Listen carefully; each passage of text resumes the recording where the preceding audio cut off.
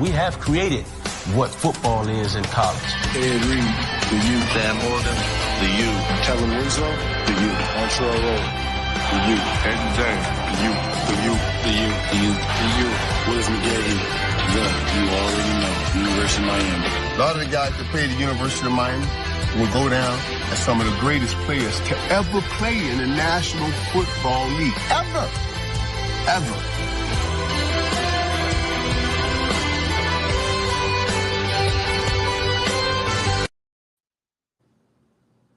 And welcome to Dialogue with Dozy. I'm your boy Dozell Varner, and tonight we have a giant packed show. Right now, I'm kind of flying solo. One of my guests are on. KV will be with us a little later. Our guest commentator, Coach Steve Davis. Well, we'll give him a pass tonight. He overbooked, and it had to do with his anniversary. So I think we all good to give him a pass on that one. Let's see. Okay, so I think we'll give him a pass. So right now, until KV gets in, it's me flying solo, but I got some outstanding guests. Listen, that intro told you just what kind of night it's going to be. Selwyn Brown will be joining us shortly, but right now, I don't know. You have to tell me. He's Dr. Timothy Orr. He's also Coach Timothy Orr. He's the head of the sports management program at Hampton University. Come on, Coach Orr, and say hello to everybody here in Dozell land. And also, Coach Roderick Branch is joining us tonight. Coach, how you doing, sir? I'm doing well, my friend. How about yourself? Okay. Long time. I'm hoping you all are not picking up that feedback that we've started developing here. Coach Orr, you tell us what you're doing right now, please. Okay. Currently, I am the coordinator of the Sports Administration Graduate Program at Hampton University. I've been in this role for the past 3 years. And Coach, what were you doing before you? I know, but our guests don't know. Tell us, please, what you were doing before you started in that role. Okay. Well, I got a kind of unique background. I've been in the sports industry for over 20 years. I went anywhere from coaching on a Division I, Division II level, football coach that is, and high school level. I coached a couple of years in high school.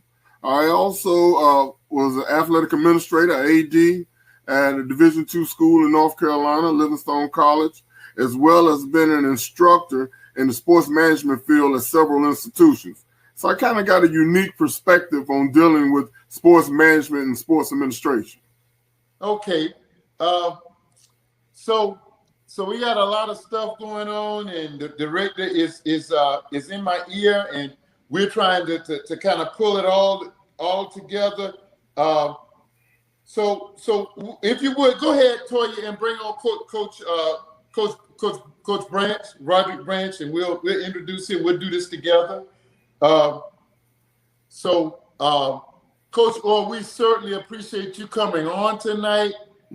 Thank you so very, very much. And we have a background, and we're going to get into it. We're going to kind of do this thing together. Coach Black, how you doing? I'm doing great. And yourself, Coach? I'm great. Listen, now, let me see. Toy, I need you to share this to my page because it's not, I think that's why my people are not on. Let's see. Let's see here. Let's see how we got it. We're having, okay. All right, maybe it's just not showing on this antiquated iPad of mine. Okay, Coach, we've had a long day. I started mine out with 18 holes early this morning. So, and then we had football practice. So we're kind of getting prepared for. We're getting prepared for the for this. But I'm gonna let you talk about that. I'm gonna let you talk about that. What we're getting ready for.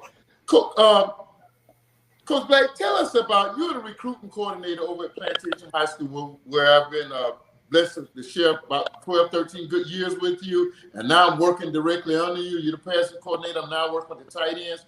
Tell us a little bit about the recruiting process and the preparation. If you can do that in like 3 minutes, please. Okay, no problem. Well, first of all, thank you for having me on. Thank you. But second, the recruiting process has changed tremendously. These kids have to be prepared right as soon as they get in school, 9th grade. So, I mean, we identify our athletes and we start the process right in 9th grade. We get them in the right classes they need.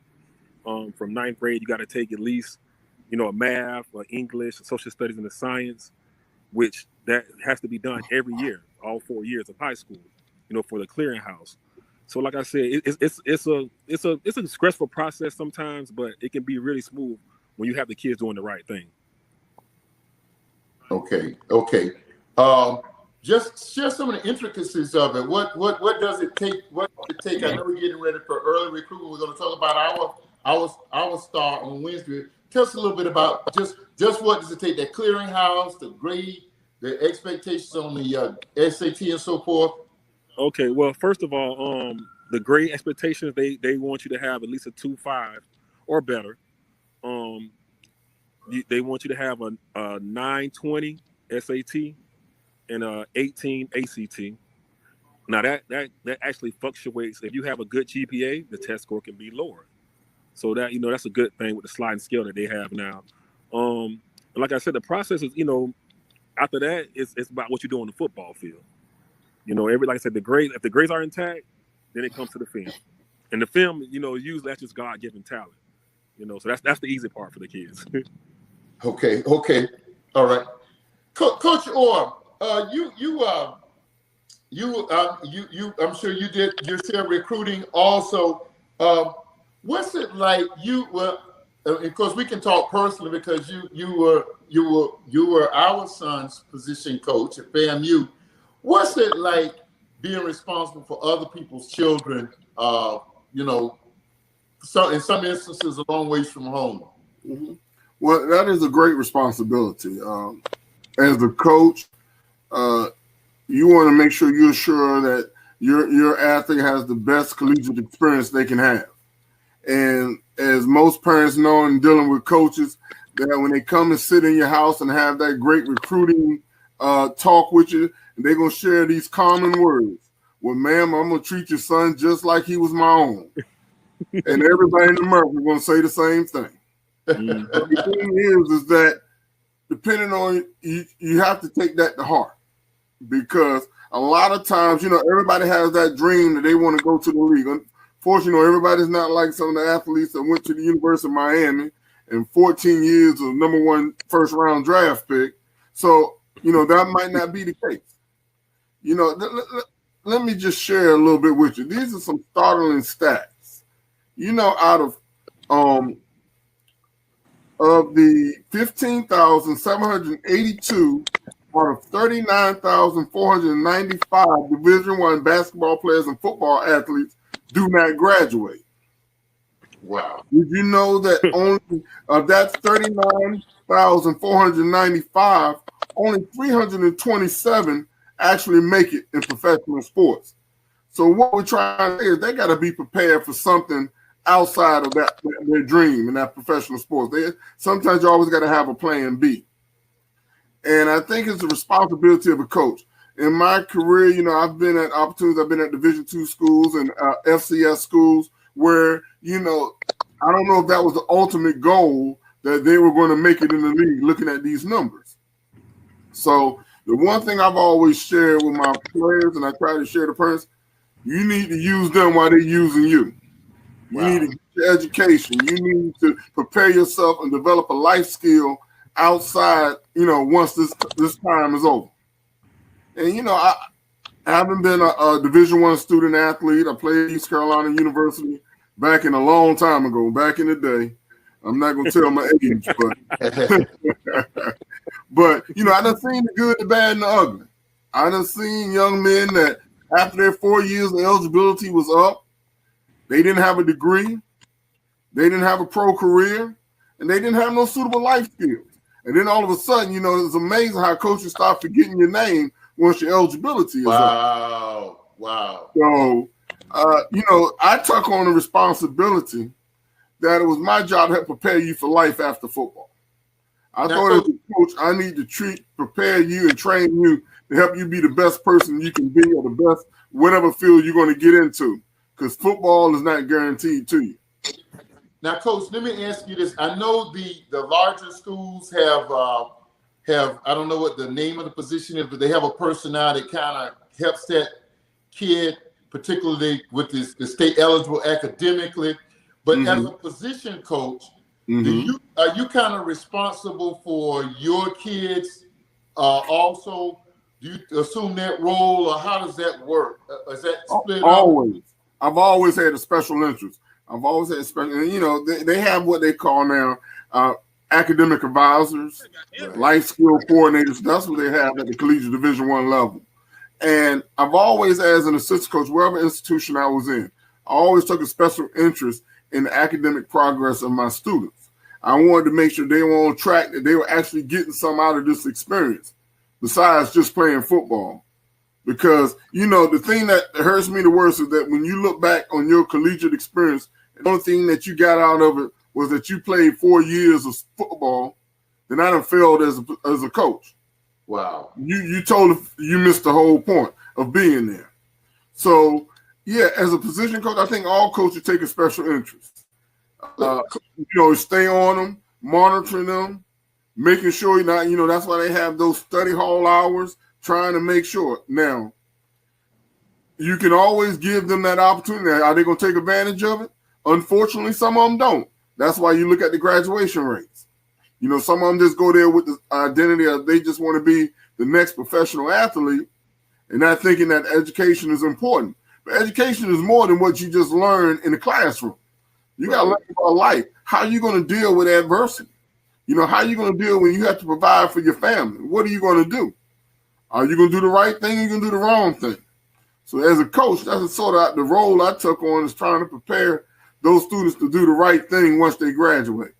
And those are one of the things, the biggest joy I have is when I hear back from some of my old players and they reach back to me and just say, well, Coach, I appreciate, I didn't understand it back then, but I appreciate all you did for me. I'm doing well. And I'm so proud of some of my former student athletes. They're doing some outstanding things, your son included. I'm so proud of them. And hopefully something, a little bit that I taught them, helped them to be the person they are today. Bless you, Coach. Coach Black, and you know, is Coach still with us, Toya? Is Coach Branch still with us? Okay. All right. I don't know. We'll get him at. Well, Coach, let me ask you this. What are some of your best experiences, coaches, and what are some of your not so pleasant experiences with some of the kids that have been entrusted in your care? What is one of the things? Let's see. Is he back on? I think Coach Black is having some connection issues. Go ahead, Coach. Answer that. Will. Okay. I think some of the best experiences I've had, again, like I mentioned before, I think in the overall picture, when you have young men, and I'm not going to call names, but young men that kind of reach out back to you and just, you know, they follow in your footsteps. Either they get into coaching and they call and ask you for your opinion on certain things. You know, I've had several players call and just say, you know, Coach, I'm going to have an opportunity about doing this position or this job. What's your opinion on it? What you think about it? Oh. You know, some of them, they'll just call back to check on the old man and see how I'm doing.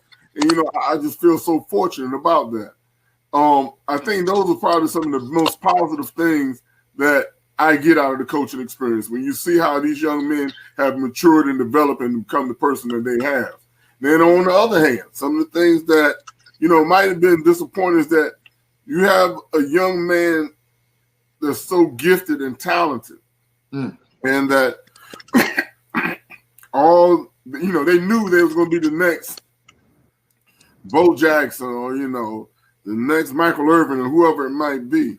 And the issue is that it doesn't work out for them, and they have nothing to show for it. You know, and you try to prepare them for life afterwards. You always got to have that plan B, and don't let your circumstances control your situation. And unfortunately, they did. And it was just sad to see that, you know, once they got that injury, that all of a sudden they just kind of gave up on everything. Coach, I usually say this for the end of the show when my brother's here. He kind of does this. But I see one of your former players just said, "I appreciate you, Coach," or I think his name is Dozell Varner III.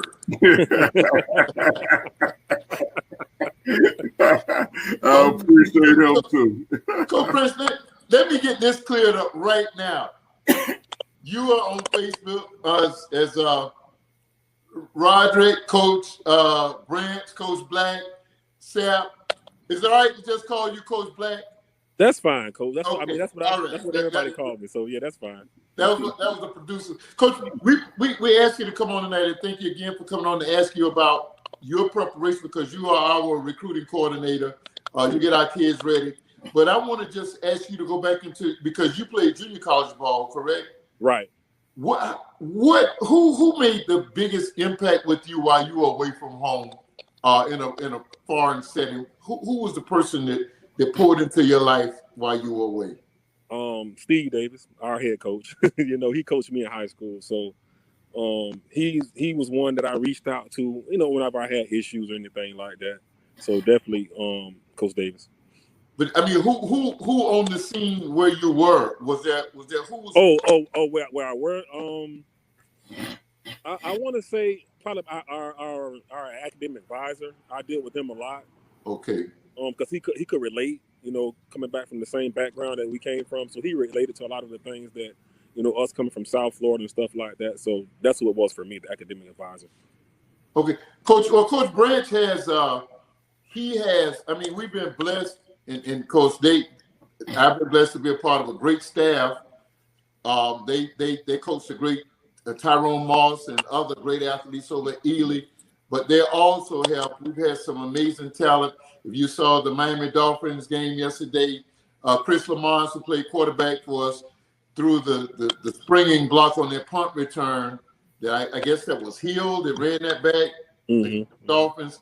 And he was the one that kind of made the gyration on the sideline after the springing block. But Coach Blake, you now have a very special kid. And let me just tell everybody out there in Dozell land, Coach has been, if ever there has been a person who has exerted every gift and everything in him to nurture a kid along, it's been Coach Black. I've seen him in many instances, but particularly with this very gifted kid. You have a gifted kid now who's headed to the University of Miami. In fact, we're going to celebrate him on Wednesday. Tell us a little bit about Jacoby George. Jacoby is a very special talent. I mean, I identified him ninth grade, and I knew that he was special. You know, so you know when you identify a kid like that, you know you try to keep him on the right track and do all you can for him, and so you have a couple hiccups here and there. I mean, they're still kids, but he's definitely a special one. I think I don't think you had a whole. I just said in a film session with you, so I know you still have a lot of coaching to do with him. But I know one of the biggest things you had to do far more than football X's and O's with him. Academically, you had to do some counseling with him, his family, and we're not going to go into all of that. But all of it's paying off. So tell us where he's heading and tell us about the celebration on Wednesday and early signing day.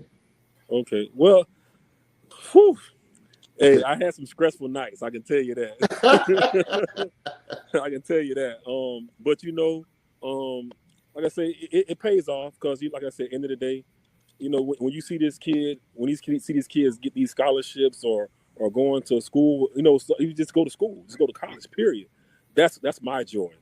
I can say because like Coach Orr say, everybody's not going to get a full scholarship. It's not going to happen. Yeah. And for a kid to just go to college and have an opportunity to succeed in life was a beautiful thing to me. So Jacoby has handled his business, this off season and his last couple of years to where he's in position to he earned a full scholarship at University of Miami, which he's gonna sign tomorrow. Like I said, I'm very proud of him. I'm excited. I'm eager to see him in that Hurricane because I'm a Hurricane fan, of course. But like I said, he puts in the work. But like I said, I always tell people, I say, listen, he still got work to do. He still has work to do. So like I said, it's going to be a great day Wednesday. Like I said, these signing days, they always get you a little emotional because, like I say, these are kids that you coach sometimes 3 years, 4 years, that you watch grow. And I literally watched Jacoby grow as a kid because my wife was his teacher, in pre-K with my daughter. So I've literally watched this kid grow from a little pup to now. And finna sign a full scholarship to University of Miami on Wednesday.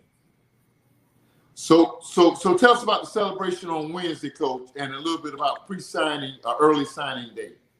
Well, the celebration Wednesday is going to be, not nothing formal. We all going to get together and have a little celebration. It's nothing big. Just where get the news people come out and do a couple of interviews, take pictures, and he signed a scholarship. What's the venue?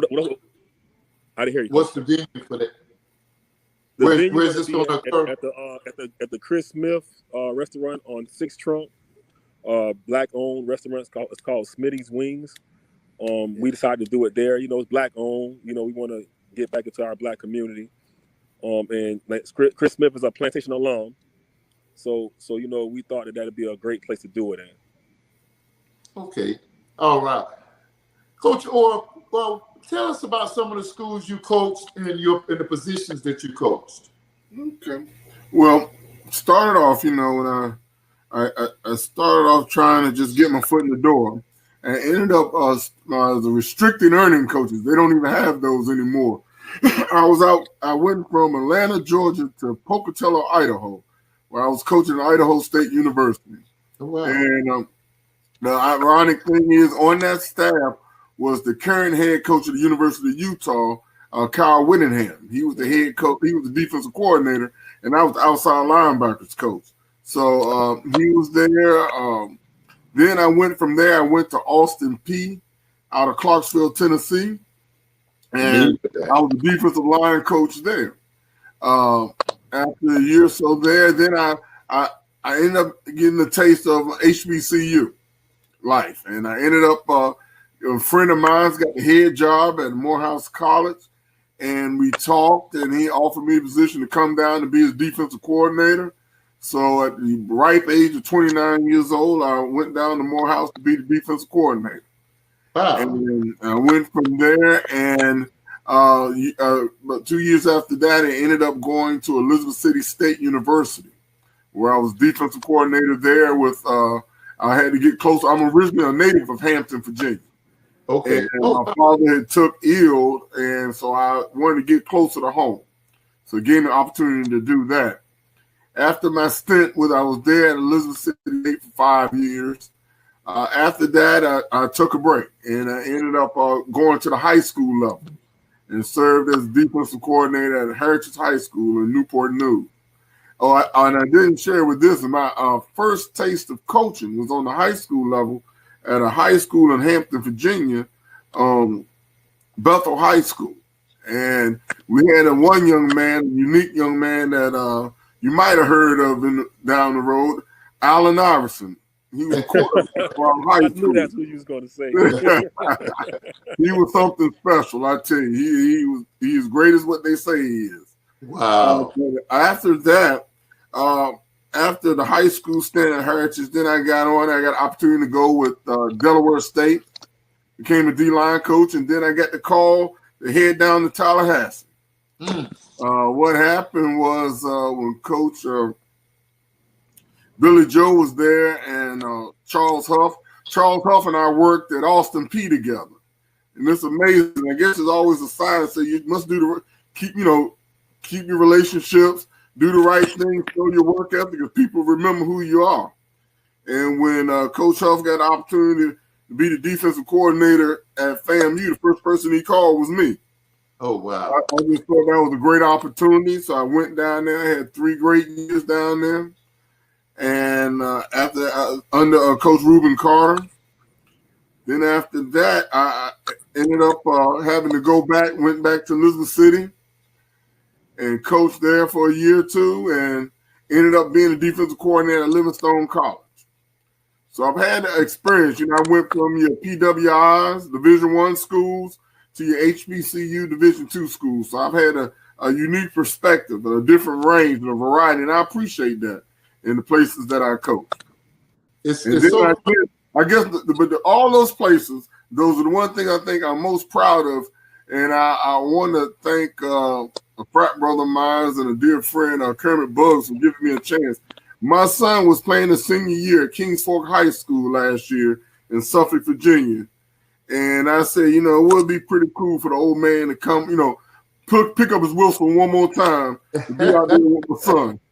So he gave me an opportunity to come out there and work with the defense for that my son's senior year. So I was so thankful and happy about that. So I really appreciate that opportunity. You know, that brings me back to Coach Black. Coach Black, this is you had the, since Coach Orr brought that up, you probably don't think I remember this, but you had the unique opportunity of having one son in 12th grade and one in 11th, if I'm not. No, he was in the 10th. He was in 10th. And you talk about emotional. I remember the night that the quarterback threw the wide receiver a touchdown pass, and there was like celebrating all over the sideline. My 10th grader at that time, he was a quarterback. He threw his brother, which was a senior, his first touchdown. Senior night, all the family was there. So yeah, it was a very great night, you know, for the family. That was so special, so special. I see we got KB is on. I think he did this purposely. No offense to you guys, but he's a big fan of the U, and he probably was waiting to hop on with Sel. But KB, what's up, man? Kim, are you hearing us? It was a little scrambled. Yeah, he's probably having that. Every time somebody signs on, we're getting that problem. Let me ask you this, Coach. Coach Black, let me ask you this. And I get you out of here if you want to go. You can stick around with Sel if you like, but that's up to you.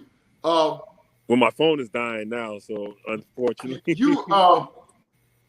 You won a championship over at Ely, and so that's why, our hats off to you guys, Steve Davis, and all of you guys, one of the most respected coaching staffs, and, notwithstanding I'm a part of it, you guys were the ones that set the standard in Broward County. And if there was any opening, any principal would give their right arm to bring this staff into their building. But over there, you guys won that state championship, and I saw the progression. I saw that heartbreaking loss y'all lost during Tyrone's junior year on that call that was called back. We're gonna talk about that about the U in a minute. But you won it the next year, and of course that was a state championship. Well, here we are. We're now competing because of COVID. We opted not to enter into our to get into the full to play a full slate of games. So we played the slate that was in front of us, and now we have won our way up into the Tri-County Championship. Having won a state championship, how does the Tri-County Championship appeal to you? It's the same. It's all the same. Okay. Same. We look at it the same. I definitely do. It's just a state championship. It doesn't matter just because it's only 3 counties. I feel like we're the best counties in the state of Florida. So the thing I like about it is that we beat Dade County and Palm Beach County to get there. So they can't say we ducked anybody or anything like that. KB, are you hearing us any better, man? I can hear y'all now. I don't know if it's still garbled. It was garbled earlier, so it's coming in a lot better now. Okay, that's Dr. Timothy or Coach Orr. He coached Dozell at FAMU. He now runs. He's going to talk about that in a minute. And that's Coach Black. You met him up at the barbecue place in Jacksonville. Cottons. Okay, all right. I remember that. How y'all doing tonight, gentlemen? Doing well. How about yourself? Good. Glad to meet you. Coach, let me ask you this, Coach Black, and did you say, because we were having that issue with the sound, did you say you are going to stick around with Selwyn and you're going to opt out? Well, I guess that kind of settles that. He's having some issues. Coach, well, take about 3 minutes before you get out of here. We told you we'd get you out in 30 minutes. Tell us a little bit about what you're doing right now. Okay. And your preparation for that. Okay. Right now, I'm currently the coordinator for the Sports Administration Graduate Program at Hampton University. And basically, what I do, we have at Hampton University, we offer a master's degree in sports administration with 2 concentrations. One is intercollegiate athletics administration, and other is sports business leadership. Those people that are interested in working to become an athletic director, working in athletic administration, even coaching, that will be a great opportunity and a great track to go on. Then those, we have a lot of students that are interested in pursuing a career and maybe being an agent or a front office personnel worker, or maybe working even with recreation and parks and recreation, which is a great field to get into. I was surprised once I studied and learned a little bit about it. It's amazing the opportunities that are available in that industry. But what I do is just I'm monitoring, not only do I teach the classes, but also academic advisors, our monitors, I set up internship programs. We have a great opportunity. We have people who have done internships with professional teams, sports agencies, the local parks and recs, whatever it might be. We've been fortunate of different colleges and universities. So we've had an outstanding opportunity, a great group of young people who are learning and making their mark in the sports industry. Like I said, those that are interested in undergrad, Hampton University is an outstanding institution, one of the top HBCUs in the country. We have a great chair who is Ralph Charlton, who's the chair of the sports and science wellness department. He does an outstanding job. I'm mostly focused on the graduate program, but we are excited. And like I said, if you've seen the link on the screen, feel free to take a look at it. Those that are looking for an institution, a great institution, a great program, take a look at it and see if it's something you might be interested in. We'd love to talk to you. And like I said, we have great opportunities, great internships. We have alums who work for Philadelphia 76ers, works for the NBA. We got some that works for the St. Louis Cardinals. We have some that works for the Olympic track, the Olympic games coming up. So we're real excited. Working with Nikes and Beat by Dre, we have a lot of them. So we're definitely proud of our program, and we look forward to bringing some more new and fresh blood coming in, people that's interested and excited about the sports industry. Coach, we certainly hope that somebody will tell you when you ask them what led them to come to that program, that they're going to tell you they saw you on Dialogue with Dozell and saw the website, and they came on as a result of that. Thank you so much. Let me just say this publicly. You were more than I mean, as a parent, and I just was more than elated with how you shepherded our son. And we just thank you immensely. You saw his comments. He basically was expressing the comments of his mother and I, and every parent should be able to I'm sure feel the same way. Thank you so kindly, and we'll be asking you back on at some point. Look forward to it. Y'all have a wonderful evening. You as well. Thank you. Thank you. Thank you. KV. Yo, man. We got a crazy night going on, man. The Electoral College has certified that Joe Biden is president, but we'll talk about that later. I know you're a fan of the U. We got one of the first OGs from the U. Toya, bring on Coach Selwyn Brown. Just bring him on right now. I knew him first as a brother, and then I got to know him as athletically through this team. Sel, how's it going, man? Man, no problem, man. All is well. How y'all doing? How you doing, Coach? Doing well. All right, All right. I don't know, Kim, if you're getting that sound. Every time someone signs on, this happening, so we'll work through that. We'll find out what's causing that. Sal, we're not going to talk about this weekend, okay? Because I'm in my Gator stuff. 3:30, I was hardly disappointed. And then at about 11:50, after what happened in that Fog Bowl, I didn't want to see any more football for a while. So we're not going to talk about that. We're going to talk about some old school University of Miami stuff. And my brother Kim is a big-time Kings fan. So there you go. I'm not going to do this tonight because I'm all right with this. I'm all right with that. You heard him, man. Hey, you heard him from Saturday night. You heard him worse than I am. That's hard to look at. That was and then the basketball team got beat on top of that too. Both basketball and football lost. That was crazy. We lost the game on a bonehead play, and then we lost on a field goal that you thought was a given. So anyway, I gotta ask this question real quick though. Hey, Selwyn, you think the DC gonna get fired, man? Listen, whether he gets fired or not, one thing I do know, it's the topic of discussion, and in my own personal opinion, I think change needs to be made. Yeah, okay. I we're on the same page. I thought the same thing. Yeah, change needs to be made, man, because what happened Saturday night, records were broken, history was made, and things happened that has never happened before. So again, totally disappointed. I listened to Coach Diaz when he did his post-game presser. He said he didn't recognize our team out there, but can't put it all on the coaches. Players had some involvement because again, I saw some things out there. I didn't like their energy. I didn't either, bro. I'm glad you said that. Yeah, you a running back run 65 yards and nobody touched him. That's crazy. Yeah, you just don't see that. That's crazy. Where's the swarm mentality? So there's some things that need to be fixed from the coaching, from the schemes, and from the players.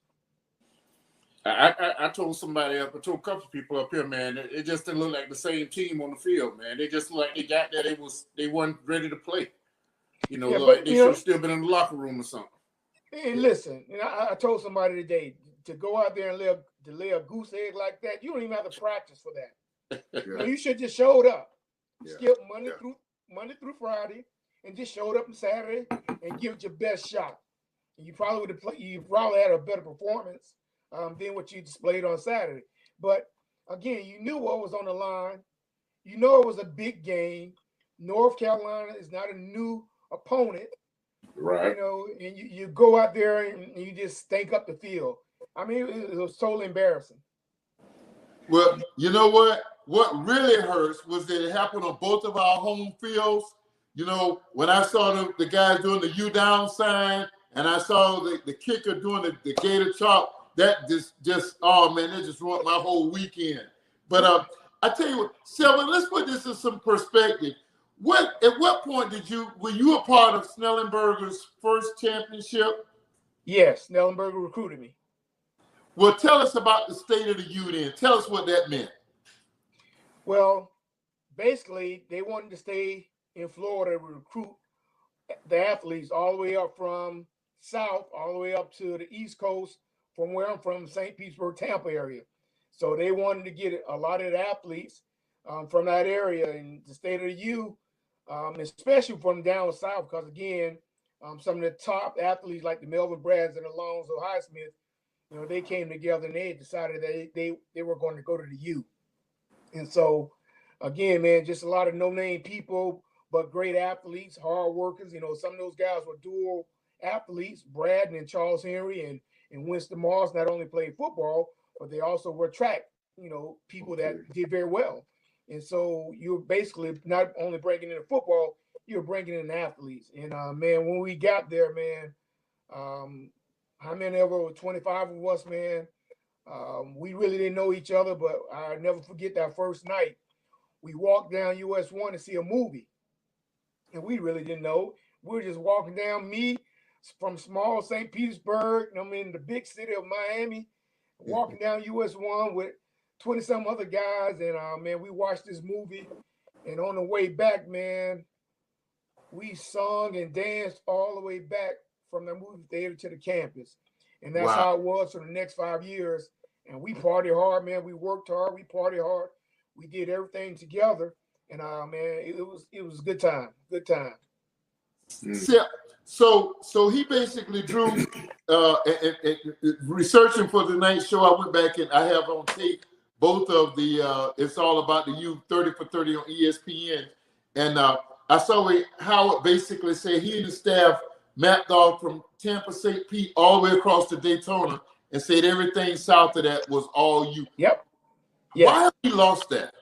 Why? I mean, it hurts me to see Alabama with all those 5-star athletes that they're from South Florida.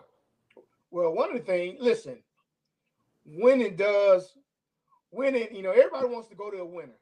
Yeah. And then, when Bama has those down years and everybody else started rising to the top, winning makes it easy. Okay. Because everybody wants to go to a winning program. And winning makes it easy. So again, when the Mystique kind of left Miami and we were, we had the probation, we had those down years, and then, the LSU and the Alabamas and the Clemson started rising to the top. Okay. That's how they started getting the players from down south. Yeah, I think the penalty years kind of hurt a little bit. Like you say, everybody started going to them winning teams and all, but they want to come there because of the penalties. So I don't want to put you on the spot, but do you think if Butch had stayed there that we would have, continued to win national championships? Possible, because he had the program going in the right direction. Yeah. He had the program going in the right direction.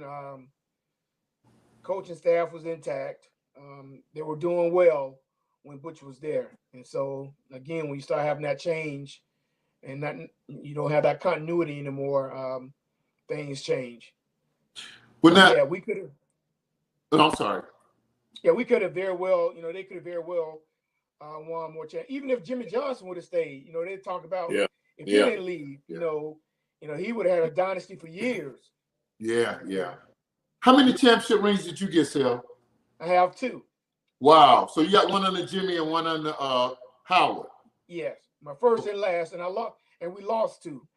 Oh, you lost. You played on 2 losing teams. Was it Alabama and who else beat you all? No. Penn State and Tennessee. Don't mention the Penn State game. Oh my gosh. I was doing a little undercover detective work at that time, and I taped the game. I didn't want to see the game, and my work took me into a bar that night, New Year's night, and I happened to look up and see the last interception. And I said to myself, this cannot be. And I just relived it all researching for this show. That was a heartbreak. Man, listen, that was painful. Even though we came back the next year and we won it all, that was still painful, man. I didn't watch that game until 20 years later. Wow. That was painful. Yeah, that was painful, man. Didn't matter. I'm gonna let KB weigh in, but you got to tell us what it was like putting those fatigues on. And, that's what I was getting ready to talk about. Yeah, go ahead. That's what I was getting ready to talk about, man. Putting on them fatigues, getting ready to go to war, man. And I had a friend that played at Florida State. A guy named Ronald Lewis played at Florida State, receiver. And he was talking about how they were out there warming up one game and them being a big rival. They out there warming up on the field, spaced out, doing their calisthenics or whatever. And say when y'all came out the tunnel, man, y'all just ran right through them and was talking trash to them and all that. So they was intimidated right off the rip, man. And that's part of the game to me. That's all part of the game. I don't have a problem with that. I know some people say that's not right, but I used to love the way the U used to travel with the fatigue zone, and you go into war and you taking no prisoners, bro. That's why I love that. Yeah, we had a lot of free-spirited guys, man. Guys that they were leaders that worked hard. And again, we were close. We paid the price. Listen, we knew we were good, but we also knew that nobody outworked us. Nobody conditioned harder than us. And so when you put that formula together, you're good, but you're still willing to pay the price as far as working hard at a high level competing at a high level and taking care of business when it comes game time. Hey, but we had a lot of free-spirited guys, man. A bunch of wild guys that just did some crazy stuff, man. And that will make that whole thing made us the U. Those different personalities, man. It made us the U, and so we had a lot of fun while we were winning, and so we became creative. During practice, man, we would come up with these skits what we would do in the game. If somebody got a big hit or if somebody got an interception, we would come up with these dances. And you saw it on 30 for 30. And man, we had fun, man. We had fun. Wouldn't trade it for the world. I saw part of that on that 30 for 30 Dozell was talking about a minute ago. Some of the different schemes and stuff y'all came up with on interceptions or whatever the case might be. Yeah. We used to be at practice, man, doing it practice. What we going to do this week? Every week we have a different skit. We have a different skit or a different dance or a different handshake or whatever, So it was good. This is we're gonna share this show out afterwards, and we got to orientate our audience to start looking at the dialogue for Dozell platform as opposed to my individual one. So we're gonna get this out because this is just a gem of a show. Thanks again for stopping by. So let me ask you this: Dan Lebertard said that Randy Savage was not UM's first black coach. He said it was Jimmy Johnson. What do you say about that? Hey, man, Jimmy, when Jimmy came in, just totally different. But I tell you what, Jimmy was a great coach, but his assistants, man, he, it's just like a player.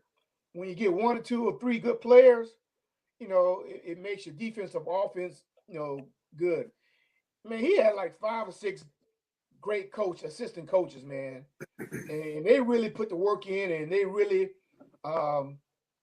built that rapport with the players, man. And we had a good relationship with our assistant coaches, man. So it was like, we will run through a wall for them, man. So, the Dave Wansteads, the Tony Wise, Coach Campo, DB coach, Butch Davis, man, all those guys, man, and a lot of those guys went on to become head coaches in the NFL or at other universities, but just great coaches, man, that love their players and just build that rapport with players as far as trying to lead and guide us to be young men while we're playing football. KB? So let me ask you something, man. I did security with the Jacksonville Jaguars for 16 years, from the year we got them, 1995, all the way up to up in 2012, I think, whatever the 16 years was. But anyway, and at the end when Coughlin was there, he had everybody's attention. Everybody bought into what he was giving them, and you saw the results on the field. We had 2 went to 2 AFC championships, in a 5-year period under Coughlin. Fortunately, they said he was too hard on them, so they let him run him up out of town and everything. But what used to burn me up, man, is in my last few years when I was working there, it was with Del Rio and Gus Bradley, I believe it was. That was there before Jack got there. But anyway, then those guys come out on the field, and they talking about everything else but football. And we go out there and get our butt drug up and down the field, man. They come off the field, they still talking about everything else but football. They used to burn me up. And to hear you talk about the coaches, the guys bought into what the coaches was doing, the assistant coaches and everything. That's so important, man. People don't realize how important that is. I played the sport, that not at the level that you played it, but I played the sport, man. And I'm all in on game day, man. I'm ready to leave it on the field. And just seeing those guys go out there and to me, taking it for granted, your talent you got or whatever, you're just not leaving it on the field. I mean, you come out there talking about what move is playing and all. I'm close enough to hear these guys talking about this kind of stuff, man. But it wasn't my place to say anything to them. But that used to burn me up, bro. And I don't know what's going on with the team right now. We won't have no leadership in the coaching division or on the team. So I know when Baselli was there with the Jags, he kept everybody in line. Him and some other guys, Fred T, and all the players stepped up. Even our center, man, was stepped up. And kept everybody focused on what was going on. Now we don't have that anymore. The results are showing, So to hear you talk about that coaching is very important. Listen, Coach Nellenberry, man, listen, the year before I came in, I think the Hurricane went 7-4. and they lost 4 games, maybe in the fourth quarter. So the year I came in was 1983. We had 3-a-days. 3-a-days. The only time we ever had 3-a-days. And man, and that's where the 4 came in. Because again, he vowed that you'll never ever lose a game in the fourth quarter. And we went 3-a-days. And man, listen, that was some of the hardest practices that we've ever gone through. Matter of fact, one of our players, Jarvis Redwine, he couldn't take it. He couldn't take it. I'm coming from high school. Listen, we had to, again, we became close on our first night, but we had to come together and decide, hey, are you sure you want to do this? Because they took the fun out of football, and we're young. You know, we're 17, 18 years old coming in. We're going through 3-a-days. It was like boot camp for real, man. And he got the butter from the duck, you know, 3-a-days. Wow. The butter from the duck. And we did some stuff that we've never, ever done again, ever. But it paid off at the end because, again, we were determined not to get beat in the fourth quarter. We wouldn't quit.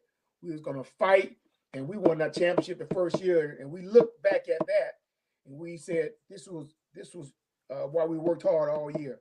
This is why you went through these 3-a-days to get to this point and to win our national championship my very first year. Man, never did it again. This is good stuff. Dan Lebertard can help Michael Irvin or Benny Blaze and any of them on. They're not going to get the stuff we getting out of Selwyn tonight. Sel, let me ask you this. Who was a bigger rival for you guys? Or who did you personally hate, and I'm using that word most? Notre Dame or that former all-girls school over there in Tallahassee? Notre Dame. Wow. Oh, yeah, Notre Dame. Notre Dame. Still don't like him today. Just don't like Notre Dame. Well, you know, they used to have, what's the coach? He used to be back in the day. You know, he thought he was just a clever. Holtz? Was it Lou Holtz? Lou Holtz. Yeah, Lou Holtz. You know, he just want to be sneaky and clever, think he's smarter than everyone else. And he just try to pull the wool over your eyes. Couldn't stand him. Couldn't stand Notre Dame. And so we took care of him, though. 56-3. Wow, yeah, you did. Yeah. Oh, yeah. Yeah, you see them out, yeah. Right in the Orange Bowl, baby. We took care of them. Yeah. But yeah, Notre Dame, man. And then I was gone. They cheated us out of the game, the fumble, where we could have won another championship, national championship with Cleveland Dairy. I want to talk about that. But first, there's a more pressing issue. We got to deal with this because your name popped up on this. There was a particular character, outstanding football player, but he had an alter ego called the Boss. And I understand that some of you guys made a phone call a la the Warrior movie. Warriors come out to play. Tell us about that. Well, they say I did it, but I didn't do it. But listen, I already told you, we had some free-spirited guys. And listen, they made a phone call. If they say they made a phone call, they made a phone call. If we used to run through people warm-ups. We did it. We used to fight in the tunnel. We did it. Dude, they weren't scared to do nothing, man. Listen, the guys that I played with, they weren't scared to do anything. They did it, man. Intimidation was half the battle. Yeah. Intimidation is half the battle. Yeah. But here's the thing. Remember I told you, we knew we were good. We knew nobody outworked us. Nobody outconditioned us. And when it was time to put on the pads for that game, dude, y'all in trouble. Wow. Y'all in trouble. And we knew we were talented. We were talented. Y'all in trouble. See, that attitude right there produces winning right there. When you step on the field with that attitude, man, it's hard to lose without a W. I mean, it's hard to leave the field without a W without that attitude, you know? Man, listen, our practices used to be so competitive. Listen, we used to go at it. The practices, we used to compete so hard against the defense offense. We made each other better. Wow. When we got to the game, it was easy. Game time was easy. We used to go at it. It was battle royal out there. Offense against defense, one-on-ones, inside run. We used to go at it. Intensity, competing at the highest level. It was like a game every practice. So when the game time came, it was easy. So How- do you think it's changed? The practices have changed because of different policies or whatever. Yes. So you think that could be part of the issue then with the lack of concentration on the field? No, because again, it's just like COVID. Everybody's going through it. So everybody's going whatever the rules are. Everybody has to adhere to the rules. So well, that's true. If Alabama's adhering to the rules, University of Miami adhering to the same rules, that's no excuse. But again, what I saw Saturday, man, is that's just totally disappointing. Yeah. Totally disappointing. Totally. Kim was talking about the video. I think it was it the second 30 for 30 where the NCAA basically wrote a manual to control the antics of the youth, University of Miami. Tell me, Selwyn, that meeting where they rolled that rule book out, what would that have looked like with your group of Hurricanes? Well, we were a part of it. We started it. Mm-hmm. We started. So the reason for it, yeah. Listen, we started it, and when the next incoming class, and the class after that, and the class after that, only thing they did is follow suit. Yeah. That's all they did. They follow suit. The class that came in after me. What would the meeting look like, though? What would the meeting look like if Jimmy was playing that film for you guys? What would that have looked like? Well, he knew what he had. I was listening to Jimmy. Jimmy said the University of Miami blessed him so much, man, because again, once he realized how hard we worked and the talent that he had, it blessed. I came across something today. It's an iPod on YouTube or something, and he was speaking, and he just said the University of Miami blessed him so, man. He loved the University of Miami because of the players, because of the relationships, and just how we used to just go at it and lay it on the line. Man, we laid it on the line, man. We laid it on the line. Somebody say, who is the best safety to come out of UM, Ed Reed or Sean Taylor? That's a tough one. That's a tough one. That's Dozell asked that. Yeah. That's a tough one, man. Both of those guys were great players, great safeties, man. That's a tough one. I'm a truce on that one. I can't decide. Yeah, that's a tough I ain't mad one. at you. I ain't mad at you. What was it like? And we won't leave this morbidly, but what was it like? Some of the bigger tragedies, of course, was the Patter situation, Sean Taylor, and Jerome Brown. What did that mean to you guys? And of course, Al Blades. What did that mean to the Hurricane family? Wow, that's devastating, man. Those situations like that, man, was devastating. Jerome Brown was my roommate. Wow. And, Jerome Brown was my roommate from Brooksville, Florida. And the sad thing about that was that I probably had just spoken to Jerome earlier that day. And that later on that evening, I heard he was dead. I had talked to JB. Like I say, we were close. He was in the league, man. But Al Blades, I remember going to his funeral. Man, those situations, they're tragic, man, and you just feel for young brothers just taken away so early, And so, just heartbreaking, man, just heartbreaking. Put a little light on the situation. You know how funny Al was when we first relocated down here, and Kim and those of our viewers. Selwyn and I, our first attachment was at church. We attended the same church, and he and his wife worked with the ministry I was a part of, and we just had a great time. He gave leadership in that ministry. But Dozy, I borrowed my son's name for the show. Dozy and I, when we first moved down here, we followed Dillard High School that year, and we went to particularly all of their home games, and I think they were 9-1 and lost in the semifinals or the finals or something, state championship.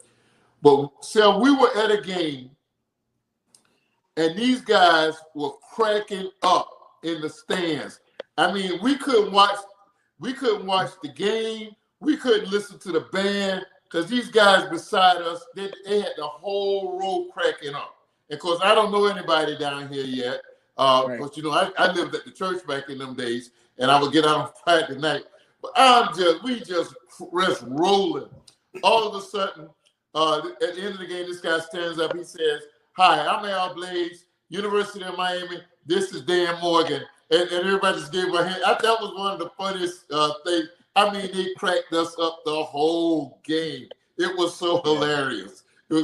Kim, we got to get Sal out of here. You got any closing comments before I ask him this devastating question?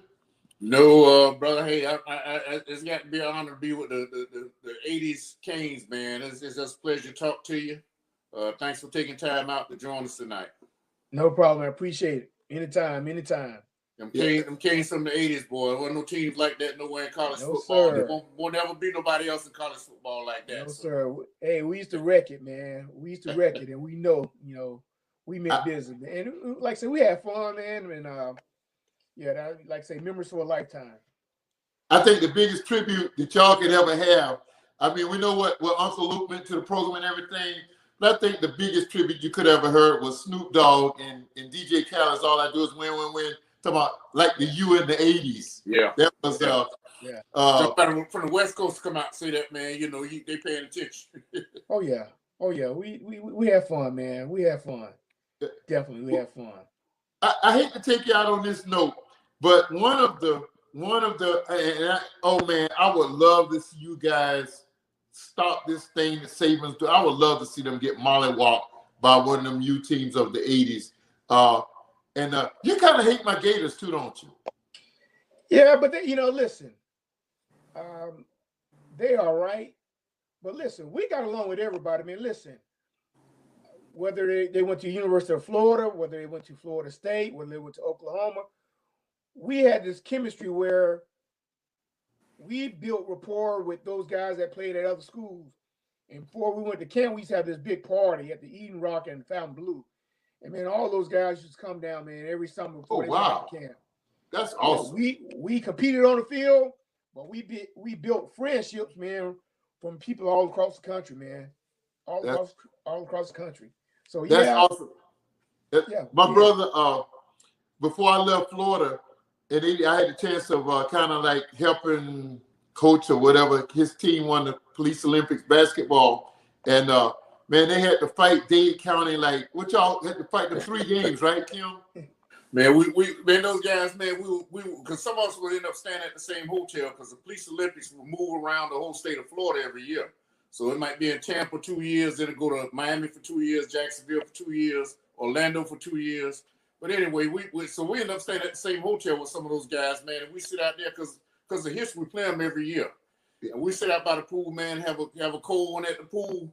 Yeah, when it's time to step on that court, man, we ain't got no love for each other, and it shows. Boy, we get out there, man, the fans be going at it with each other. But after the game over, we back dapping each other up and everything, man. It's all leave it on the court, brother. Yeah, man, that's how we operated back in the day, man. Never seen nothing like it. I had knee surgery, and I was getting ready to leave to go to grad school. And one of the guys was in Tampa that year, and Kim and them had come back from a 1-0 deficit and was in the finals game, and it was real heated. And this dude, they were about to go at it. And I'm up there on the crutch. I say, man, I'm gonna have to. This Negro ain't gonna bother my brother. Now I'm gonna have to get in and get down on this. But hey, Sal, I boycotted that school in Ohio, in Columbus. I didn't want to see nothing they did for a long time. It really wasn't until Urban Meyer went there after that game. And I just looked at that play right before we went on the air. Was that a bad call or what in that 2000? Bad call, man. Bad call. Never forget it. Never forget it, man. The pass interference call in the end zone. Never forget it, man.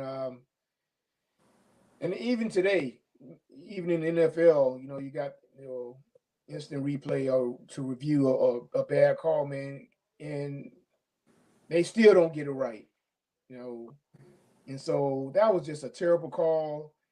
But instant replay has helped. Because if not, there'll be so many bad calls, man. Just look at the targeting. How many times they've called targeting on a player and they had to reverse the call. If it wasn't for instant replay, a whole lot of people would have been thrown out of the game. Right. A whole lot of people. Right. So I understand the referees are human, but man, you got to get something like that right, man. Yeah. That'd have been back-to-back national championships, man. Yeah. That'd be back-to-back, man. Yeah. We got cheated out of that one, big time. Larry Coker said, and I think it was the most accurate thing. He said, "You just don't make that call in that game with that on the line," and I think that was the most accurate thing you could say about it. Yeah, listen, I mean, and he threw a late flag. Yeah, right. Yeah, a late flag, man. You know, people start running on the field, and dude, what are you doing, man? Yeah, that was crucial. Those and I run out. We had run out into the streets, jumping up and down. It was unbelievable. Well, we can't go out on the sour note, but I got to ask you this heading out the door, and I'm putting you on the spot. I know. Who was the biggest character in the history of the U? The biggest character. Listen, I always tell Devontae is at University of Central Florida, and one of the coaches, Willie Martinez, is one of the DB coaches. Him and Dave Dithart, they were characters, man. They were, and I tell Devontae, Coach Martinez was such a clown, and they used to do these skits, man. Him and his buddy, because they were roommates. And man, listen, they used to keep us in stitches. They used to do some of the most unbelievable stuff that you ever want to see, man. So I make them laugh at Coach Martinez, and Coach Martinez knows, man, they were clowns, man. But like I said, we had a lot of free-spirited guys. No matter what color you were, no matter what race you were, we just had a lot of free-spirited guys that kept it fun, especially when we were working so hard to be the best. So I guess when Two Live Crew joined in, it made it even more of a party. Hey, we were like movie stars, baby. We went everywhere free.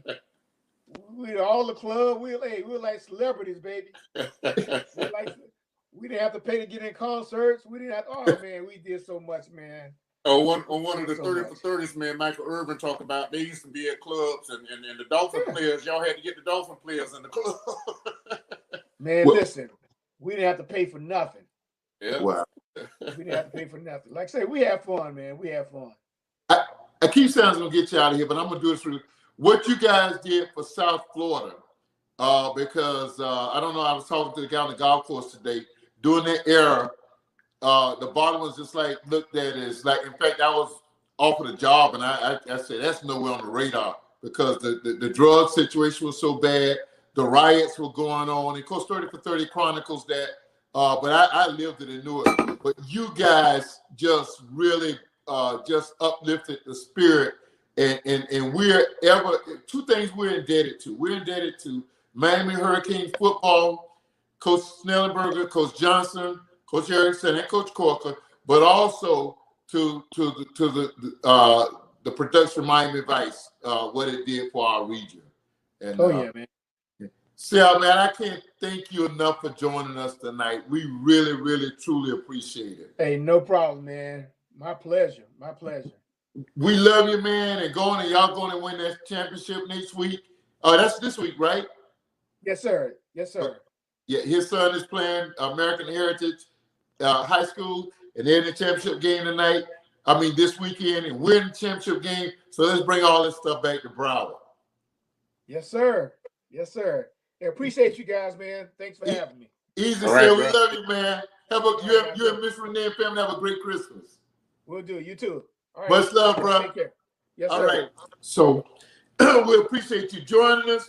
Got to get Kim to eat. I got to get my throat cleared. But we thank you. We thank Coach Black, Coach Orr, and my brother Selwyn Brown. And man, I'm always feeling better with my brothers here. This is Dialogue with Dozy. We're looking to see you. Thank you for being our guest. Hey, Kim, they didn't see us at the beginning. We got to throw it up for them one time, man. All right. All about this. The B3. Hey, the third brother will be on the show, making an appearance on next week. We love you.